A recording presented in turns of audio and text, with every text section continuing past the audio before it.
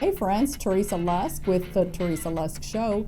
We would like to thank our sponsor, Garcia Insurance Agency.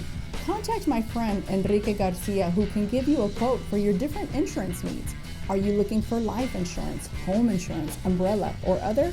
My friend Enrique Garcia with Garcia Insurance Agency can help you out.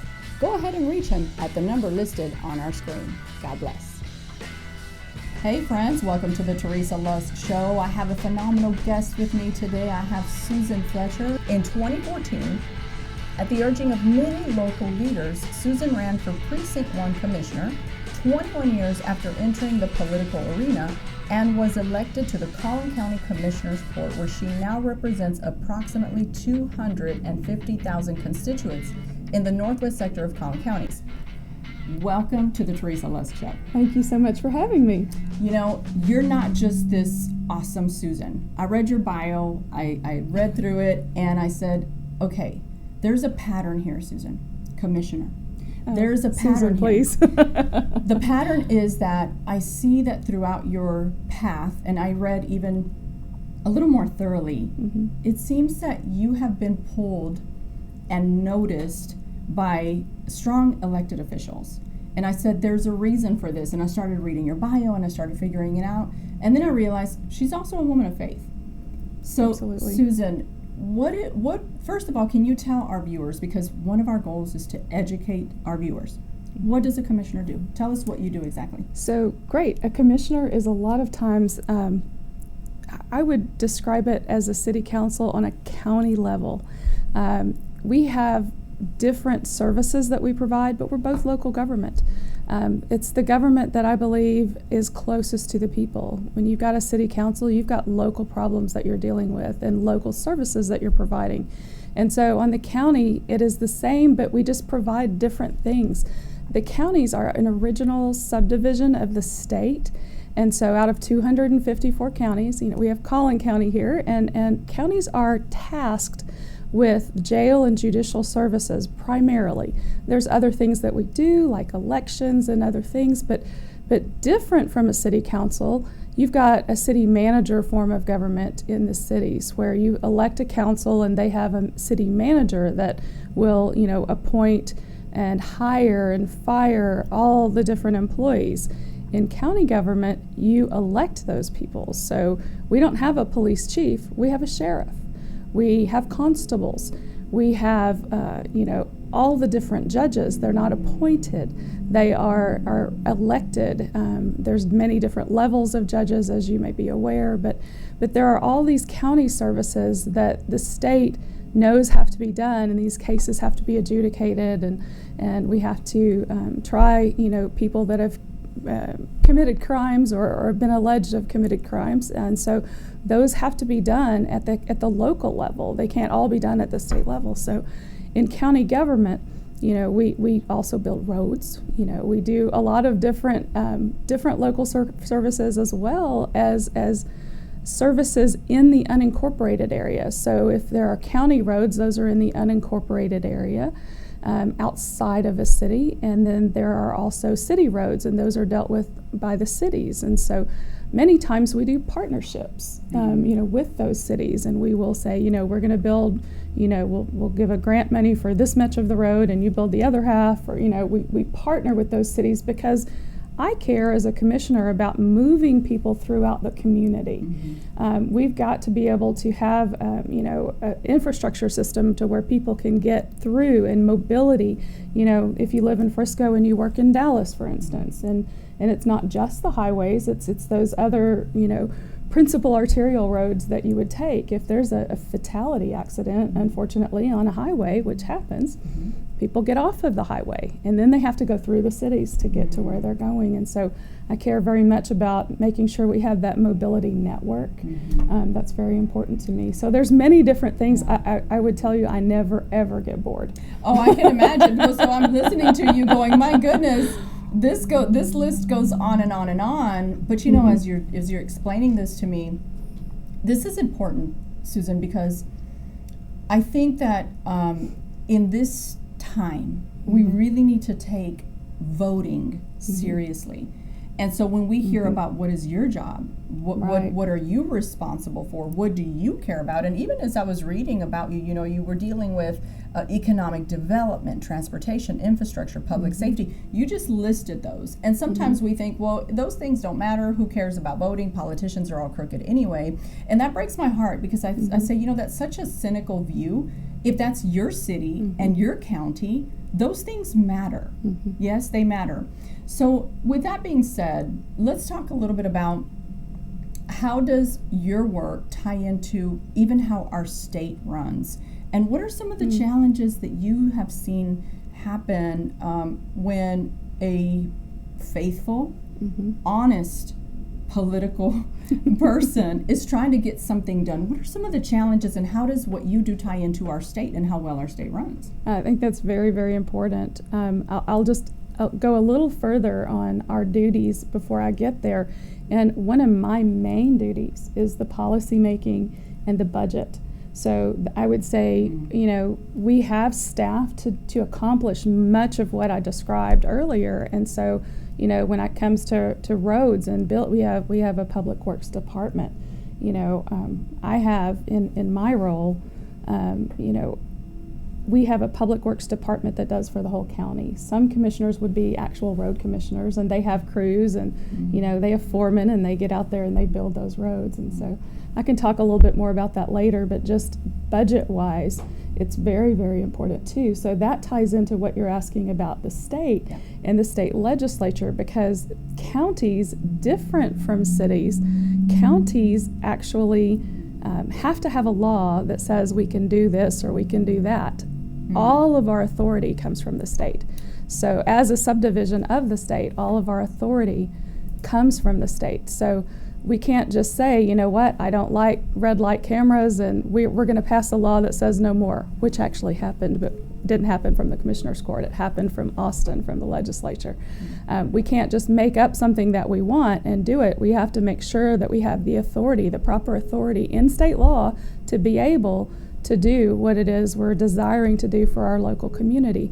So a lot of times I say at the state legislature, there are partners, there are business partners, but they really are the senior partners in this relationship, because every 2 years they get to go down to Austin and decide, what we can and can't do and how we implement, these laws. And if we want to get something changed, we have to meet with them and explain to them what the problem is and what we're trying to fix. And hopefully we can get someone to, write a bill so that we can get those things done. Those are important things. But there is a hierarchy, and I don't think any level of government service is more important than the other, but there definitely is a hierarchy in the way that you go about getting your job done. It's in any organization as well. I always say, we're in the customer service industry. I don't care if you're a commissioner, if you're the county judge, if you're in another role, or if you're a clerk, or if you work at the jail. We're all in the customer service industry, and we have a duty to provide good service and timely service and efficient service to the taxpayers. Absolutely. And so which brings me to another question is, how would having a conservative person in your position versus a liberal, maybe even Democrat, because those things are important. We're trying to highlight money. Nobody likes to get more money taken out of their pocket than they need to. No, of course not. And we're talking these very important things, political things. We're going to get to faith, and we're going to get to challenges as a woman, those exciting things as well. But first, we want to set the tone and educate our viewers, because this is important as elections continue. So can you talk a little bit about that? What is the difference, liberal versus conservative, a person in your position? In my position, it's critical. You've got to have, we are in charge of the pocketbook. This is taxpayer dollars, and my job as a steward of taxpayer dollars, which is critical, is to make sure that every expenditure is needed and necessary. I don't want to do things cheaply. I want to do things correctly, but I don't want to waste money. It's not my money. That's the bottom line. A very small percentage of it is, because I also property taxes. That's right, of course, yeah, right, yeah. Very small. But I have a duty to make sure that I am a good steward of those funds. And so I'm proud to say that, and I haven't looked at this year's numbers yet, but I'm proud to say that in years past, Collin County has had the lowest property tax for the county of all 254 counties in the state.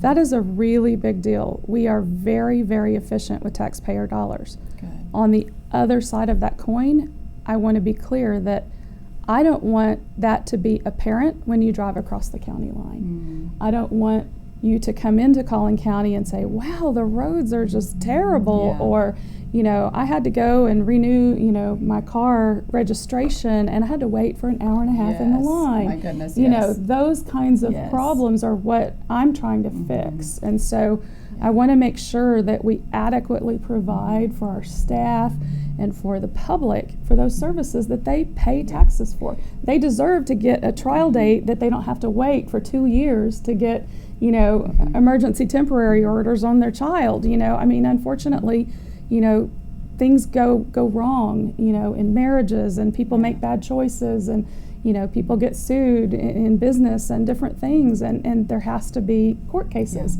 And so with more people moving here, you know, they don't just bring their cars, they bring their troubles. Right, there you go. But this is also showing us how intricate this all is, because you're talking about court dates and roads and things that the general public does not think about, Susan. That's right. It's a big deal. It is a big deal. Okay, Commissioner, so let's talk about, you know, this is a show, and we do talk about faith, business, politics, you know, family.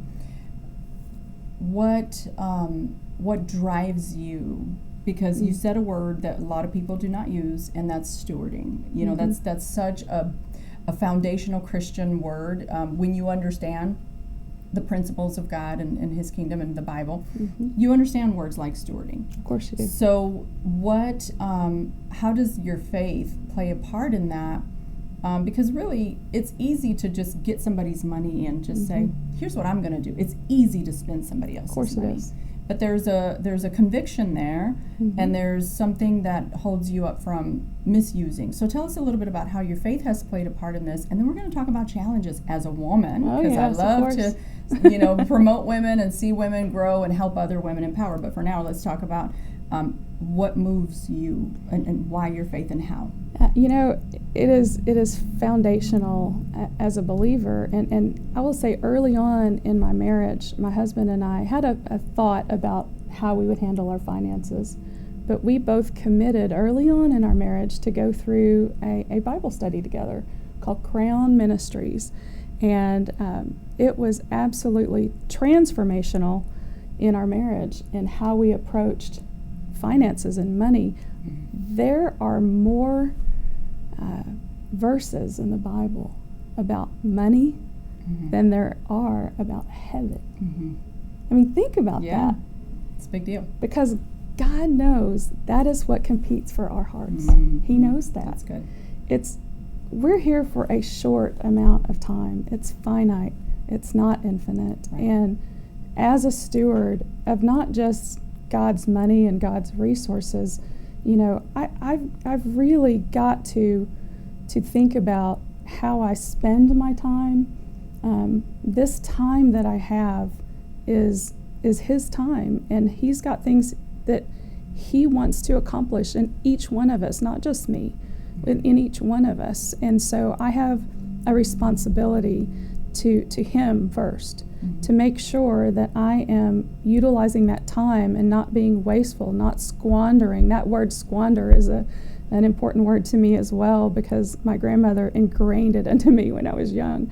And, you know, she would, you know, encourage us with our grades. And if we made an A, we got $10, or we got $5 for a B, you know, those. But she'd say, now don't squander that money, you know, and learning to save for the future, and, you know, put a little bit aside for different things, and to give back to the Lord. I mean, that's where it came from in the first place, and to give back. And so in my official role, giving back is a lot of giving back of my time. I get involved in a lot of things like charity work and different things that I think, is important, fighting homelessness or whatever it is. I love the international community. That's one of my favorite things about this job. It's always been a part of me, and I love to travel and I love to experience other cultures. And so all the world's cultures have come to my doorstep right here, in Frisco, Texas, and Collin County, and I love it.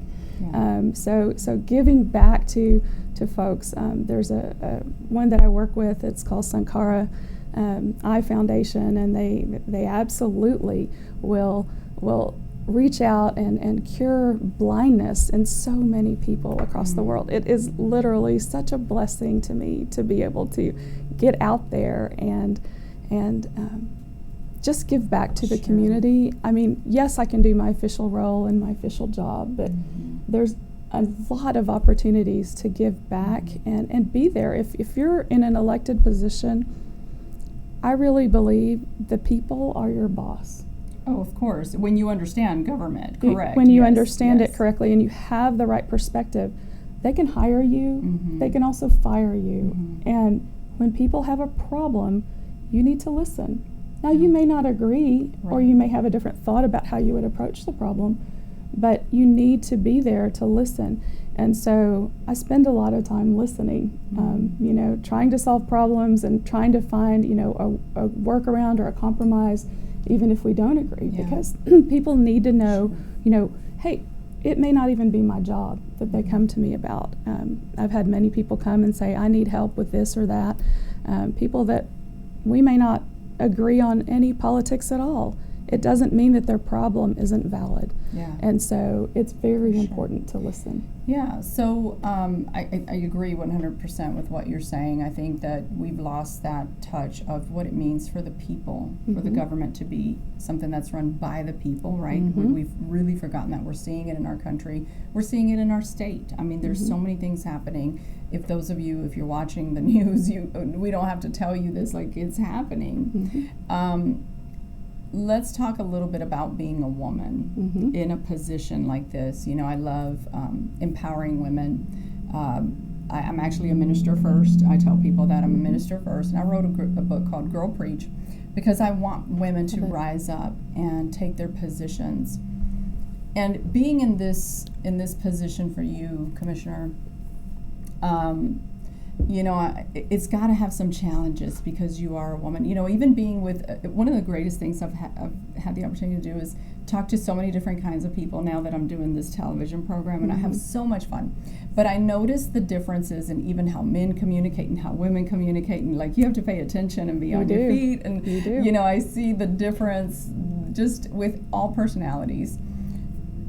But I understand that as a woman, we have different challenges. Our voices aren't always automatically heard. Now, I'm not saying we're victims because I believe I'm a strong, independent person and I'm not a victim. But I do have to hold on tighter to some things and hold my position. So being in the position that you're in, talk to our viewers. And this is not just for women, by the way. This is for anybody who wants to learn how to communicate better, what our world looks like. Explain that a little bit. That's a great question. And I will say, earlier I talked a little bit about roads and having a public works department. So having a public works department, we don't have, I'm not out there on a tractor and wearing the construction hat and crowning the road. But, it's very interesting to me when I go to conventions that are down in Austin or across the state, and I'm with other folks that serve in this role. Most of Texas is rural. And so in that, most of the commissioners in Texas are traditional road commissioners. They get out there and they work hard. They also have budgeting duties and other things, but living in an urban county, we have different problems, and so everyone approaches their job slightly differently. So I'll go to these conventions and I just get a kick out of it. First, being female, a lot of these guys will come up and they'll be like, well, what kind of equipment do you drive?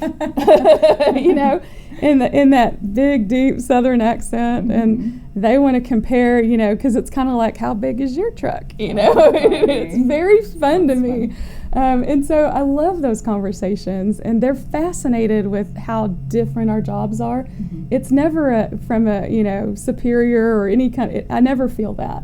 But I do love it, like especially when there's a break, you know, at the convention and it's time for going to the restroom, and the line is always, Teresa, at the men's room. Oh, wow, really? Wow, that's worth a picture right there. Yes. I've never seen that before. I think we need a picture next time. Always there. You know, it's just interesting to me, but everyone has a different perspective, and that's what's beautiful about the quilt of Texas, is that, you know, we all come together and we can share in our common, you know, goals of serving our constituents. We can learn from one another. I love that. But, you know, fostering that communication is very helpful. I serve on a couple of different boards for policy and, you know, all the different things that are going on in Austin continually, even when session is not on. We just got out of some special session things that they had going on. They worked on property taxes, thankfully. And, you know, I hear that they're coming back to work on school choice and some other things. And Good. So that would be great. Yeah, it'll be interesting to see what happens. In our state right now. Right. Yes, yeah. Right. So well, that's really great to see the different types of involvement that you have, because I think, you know, when people hear governor, big deal. Big deal. President, big deal. Senator, big deal. Then you start getting the congressmen and you get the lower positions, and I think we don't put the same weight and value to the different positions, but yet they are so important because you do decide where our tax money, or you help distribute some of those. That's important to me. I was born and raised in Dallas, and when I first moved, I live in McKinney. When I first moved to McKinney, I hated it. It was like, it was farmland. Like, you know, you take a person from the big city. I mean, I felt like I moved to Egypt. I was grieving. It was bad. I was like, I want to go back. Yeah. But the funny thing is, then, you know, it took me years to get over it. I mean, there was not even a bookstore when I moved here. Like, we didn't have a bookstore. It's been a we while. had like one grocery store, you know. And this was back in 2002. But then with time, I would go back into Dallas, and it just became less and less appetizing for me, because I saw the way that the roads were and how unclean it was and how stressed everybody is. And they're still like that, by the way. I mean, I'm in Dallas. I took my daughter shopping, both my kids shopping, two of my kids shopping this weekend, and I'm like, I am not staying in Dallas for this. We've got to pick another city where things are more calm, where you know, where it's cleaner, whatever. Those things matter. Right. You know, we want to have that, so I think it's important. So, you didn't think you'd be here? Like, did you imagine this? And I never would have imagined. I always would have imagined being in a service role, but it, you know, volunteer or some other type of, you know, my degree is in interior design, commercial interior design. Wow. So it's so different, but I can see God's handiwork in just preparing me for it all along through all of my life experiences, but even my degree. You know, before I ran for office, before I had a child, I was a space planner, technically. I mean, I wasn't the walk-in and a splash of color here. I was more about the geometry and what the best use of the space, and looking at everything in plan view. And that background helps me so much in project management and you know, managing a budget and all the things that would come into play in that role. So that has really helped me connect and the service side of it, though, I really have always enjoyed serving people, and it's just part of my DNA. I come from that family that my mom was a teacher, grandparents were teachers, you know, my dad was in real estate but also taught, you know, so a lot of teachers. My older brother was a fireman. He was a battalion chief up in Denison, Texas. So I grew up just north of here in Grayson County. So, you know, I had, you know, service industry type folks. My dad served on city council at one point in Sherman. So, yeah. You know, I think it's important. So what you pointed out, that your past, even your education that you, you know, aren't doing in this time, right? Right. I think about that myself. You know, I think about I was a receptionist. I have had several jobs, but I was somebody's receptionist, and I hated, at the time I hated it because it was the worst, right? You just don't get treated well. Or at that time, it wasn't great. But I think that job taught me the best lessons. Oh, wow, yeah. On how to be, efficient, on time, be polite, the customer service, the job that seemed to be of the lowest was the greatest, because it taught me the most basic things for the future. Even now, we work so hard and we love our studio, we love everything we do, but nobody has to tell us. We don't have a boss going, did you do all the work you were supposed to do today? Right. And I love that you said that, because for our viewers, one of the things that I would love for them to hear is what you're doing right now. You don't know what it's preparing you to do in the future. You don't know what God is doing through that. It can look one way, and then 10 years from now, there you are, working as an elected official and helping run an entire county, a county, and you just don't know. And I wonder what's going to be for you. I just think that this is just a piece of it. It may be. I mean, I don't know what the future holds. People ask me a lot. They want to know, what are you going to run for next? I get that question, and I've always said, I'm running for re-election. There you go. I love my job. I really do. There's different roles in government, and some are elected, some are not. But I love my job, and so as long as the people will have me, and as long as I feel challenged and called to do it, then I'm going to be doing that. But God has a plan. It's just like Paul, he was in prison, and, he didn't want to be there. Of course he didn't want to be there. Yeah. God had a plan for him to be there. And he saved that centurion. He got to share the good news just right where he was. They told me that I couldn't win when I ran. Oh, wow. I was told I could not win. I ran against someone who was appointed by the county judge, and that was like running against the county judge, honestly. Of course. I have a lot of respect for the man, but, it was difficult. And when you have, people that are out there saying, vote for this person, I appointed him, and then you have to run against that, it's up, my thought was, it's up to the people. Yes, correct. Someone made a choice, and they had the prerogative to make that choice. That was their role, and it was within their duties. And I didn't ever think that was a bad thing. But the people also get the final say. That's right. And so I ran, and thankfully we won. It was not easy, but sometimes when you're in life, just like you mentioned, things are not just a roadblock. It's a challenge. It's an opportunity. And so what can you learn from that? What can you do during that time to learn that you can use in the future? And so, Albert Einstein, believe it or not, was told that he was too stupid to be successful. Imagine.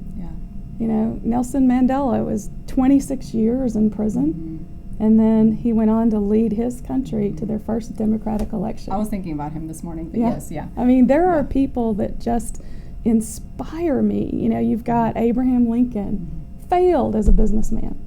And look at what he did for our country. Amen. That's great. I'm so glad you brought that up, because I didn't read that on your bio, I don't think. No, right? No.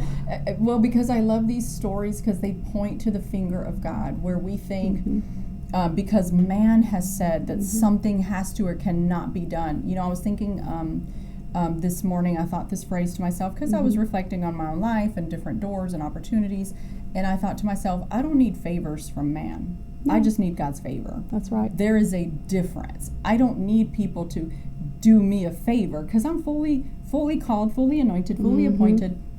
And wherever the Lord's going to send me, He's going to make a way. That doesn't mean there aren't challenges. Of course. And I see them, and I'm just like, okay, this will make me stronger for whatever's coming up, right? Right. But they're real. And so I love that story, because it just lets you know, because that's a big deal, that the judge endorsed him, and it's like, this is my man, Right, right? And right. here is Commissioner Susan Fletcher. That's right. And how many years now total have you been in this? So I was elected to an unexpired term, which is why there was an appointment. Actually, the previous commissioner, Matt Shaheen, is now down in the State House. And so he decided mid-term of his 4-year term to step out and run for the State House. And so that's how that happened, and it created the opening. And so I served the rest of his unexpired term, and then I ran again in 2014. So I ran again in 2016 for the 4-year, and then in 2020 for another 4 years. So I'm preparing to run for another 4-year term, and looking forward to it. And you know, it'll be an interesting campaign. And that has sure. to be a whole re-election process. It does. It's up to the people. So I would file in November. You know, that closes in December, and then the primary would be in March. Awesome. And so that's where each political party picks their person out of all those that are registered. Well, the way we registered is voting in the primary, but they would vote for their favorite Republican and you know, their favorite Democrat, and then those are the people that go. You know, there's other smaller parties, and you know, they don't necessarily have a primary here, but they would be on the November ballot as well. So you know, that's how that works. And so it's the same presidential cycle that I'm on every time. So each commissioner court in Texas is the same. They're all 5 members. Okay. And so Precinct 1 and Precinct 3 always run with the president. Oh, wow. Across the state. That's great to know. So that's good to know. And Precinct 2 and 4 and the county judge run with the governor. Wow. So, yeah. That's fun. That's a fun tip right there. I love that you just gave that out. Yeah. You know, as we wrap up, Commissioner, what would you like to leave our viewers with? What are some words of encouragement? Whatever, you know, you feel like you can say to those who are watching, because this has been such a diverse interview, really, you know, and so I want our viewers to be left with something encouraging. You know, I would just say to our viewers, get involved with things that you care about. What are the issues? You know, search your heart. What are the issues that you care about? It may not be political. It may be that you care about the animal shelter. It may be that you care about your church.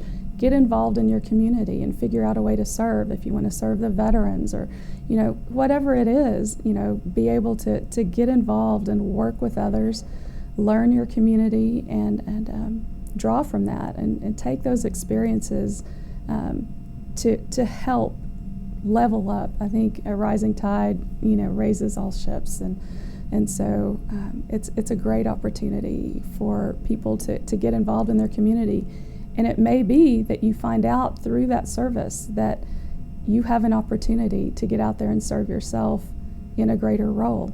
Whether it's an elected position, an appointed position, you may decide to start a 501c3 and help your community in that way. But you get so much more back than what you give, I promise you. So. Well, there you have it. And you know, my friends, that's such an encouraging word that the commissioner is leaving us with. I believe in that full-heartedly.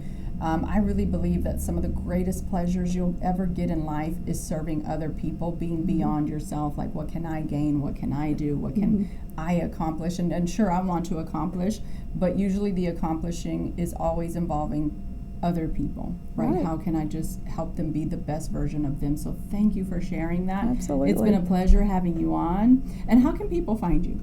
Well, my website is www.votesusanfletcher.com. That would be where my background information is. You could connect with me there, email me, but it's email would be Susan@votesusanfletcher if you're looking for campaign side. If you're looking for the county side and you need help, it would be my first initial and last name, S. Fletcher, at collincountytx.gov. So. All right. Well, there you have it, my friends. I am so thankful that you joined us today. We're thankful that you came on, and we will see you again soon. God bless.